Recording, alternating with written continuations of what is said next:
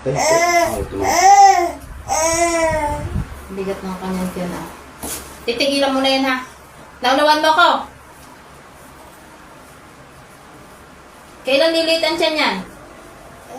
Ha? Kailan lilit ang tiyan yan?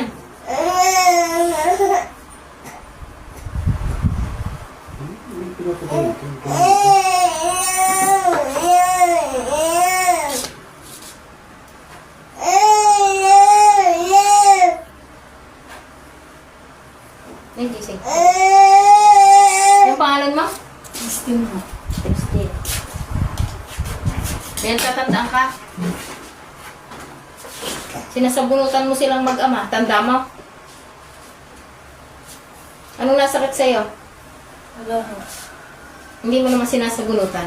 Tinitesting ko lang kung anong reaction mo. Dahil kung sinabi mo talagang hindi o ano, di niluloko mo kami.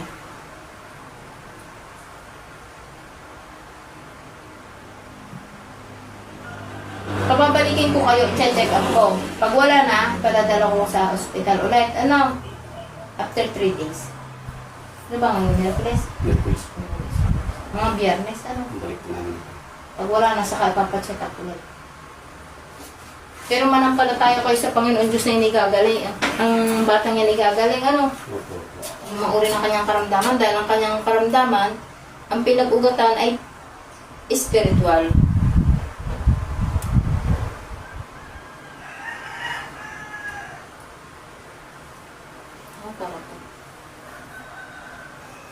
Tubig to, oh.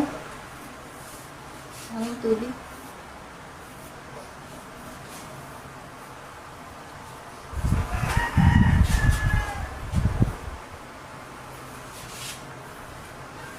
Ang tubig. Yung kawangin niyo ba?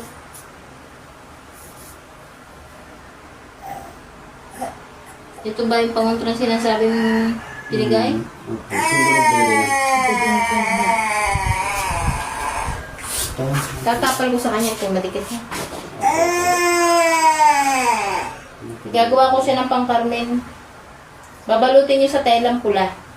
Bawal mabasa dahil mabubura ang sulat, ha?